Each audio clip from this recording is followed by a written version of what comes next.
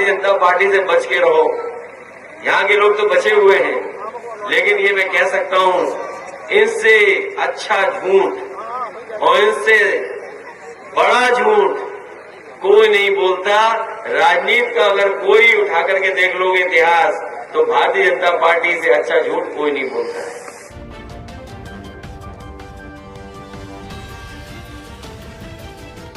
जो माताएं बहनें, नौजवान साथी, पत्रकार साथियों, मैं सबसे पहले यहाँ पर उपस्थित हमारे सभी आदरणीय बुजुर्ग माताएं बहनें और आसपास के हमारे सभी किसान भाई, नौजवान साथियों का मैं बहुत बहुत धन्यवाद और आभार प्रकट करना चाहता हूँ। ये कार्यक्रम उस क्षेत्र में हो रहा है जो समाजवादियों का गढ़ माना जाता है और समाजवादियों का परिवार माना जाता है। जैसा अभी जिलाध्यक्ष जी ने कहा, राजनीतिक कैसी भी परिस्थितियां बनी रही हों, लेकिन यहाँ के लोगों ने कभी भी समाजवादियों का साथ नहीं छोड़ा। जहाँ कभी नेताजी ने जो कहा होगा उसको मान करके यहाँ के लोगों ने पूरी जिम्मेदारी से समाजवादी पार्टी का हमेशा मान सम्मान बढ़ाने का काम किया है। देश का सबसे बेहतरीन, अगर कहीं गाय के दूध का प्लांट लगवाया तो हम लोगों ने कन्नौज में लगवाने का काम किया। और कन्नौज का जो प्लांट था, आज भी अगर कोई देखेगा जाकर के, तो देश का सबसे बेहतरीन काउ मिल्क प्लांट लगाया था। और इसलिए लगवाया था कि हमारे किसान कभी कभी साइकिल से, मोटरसाइकिल से या बस से अपना इंतजाम करके बाजार तक दूध ले जाते थे, और बाजार में भी उन्हें रेट नहीं मिलता था।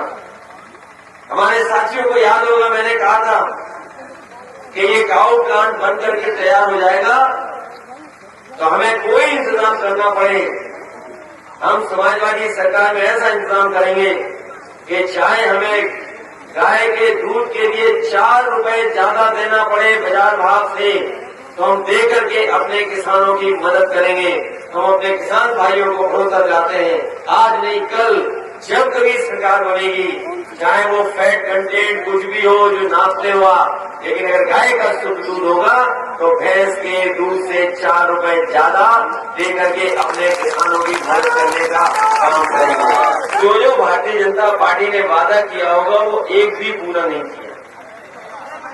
जैसे ये मंच पर आए, आपके बीच के हमारे किसान भाई मुझसे आए, उन्होंने कहा कि यहाँ पर एक पशु अस्पताल है, पिछले कई महीने हो गए अभी तक एक भी डॉक्टर अपॉइंट नहीं हुआ है। जो सुविधा हमारे किसानों को मिलनी चाहिए, और अगर पशु अस्पताल में कोई डॉक्टर नहीं है तो मैं ये स्वीकार करता हूँ, ये मानता हूँ कि हमारे गरीबों का भी इलाज यहाँ नहीं हो पा रहा होगा, या हमारे सरकारी अस्पतालों में कहीं डॉक्टर नहीं होंगे जहाँ कहीं भी इलाज की सुविधा हो। और इस सरकार का तो प्रिय जानवर भी आप जानते हो कौन सा है?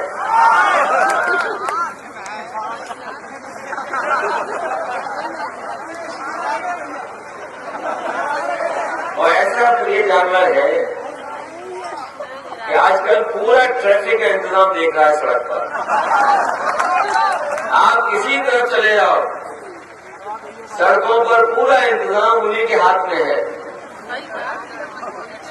वो हालांकि रास्ता तो दिखाते हैं, आपकी स्पीड को कंट्रोल में रखते हैं, लेकिन अगर गलती कर गए कहीं तो सीधे सीधे आप लोग टकरा भी जाओगे। और केवल टकराओगे नहीं, पूरे उत्तर प्रदेश में आप पता कर लो और खबरें आप पढ़िएगा, कोई दिन नहीं जाता जिस दिन किसी न किसी किसान की या किसी न किसी गरीब की जान न जा रही। हम लोगों ने विधानसभा में भी उठाया था ये सवाल, और अक्सर लोग ये चिंता करते हैं कि आखिरकार समाजवादी पार्टी क्यों उठा रही है सवाल। और सबसे ज्यादा अगर सोशल मीडिया के माध्यम से, विधानसभा के माध्यम से, प्रेस के माध्यम से इन जानवरों की समस्या को किसी ने उठाया है तो समाजवादी पार्टी ने उठाने का काम किया था। और अभी भी सरकार कोई फैसला नहीं ले पाई, हजारों करोड़ रुपए खर्च कर चुके हैं, लेकिन अभी भी उस समस्या का मुसलमान नहीं हुआ। बताओ गरीबी रेखा से बाहर आ गए क्या कोई? तो इसलिए भारतीय जनता पार्टी से बच के रहो।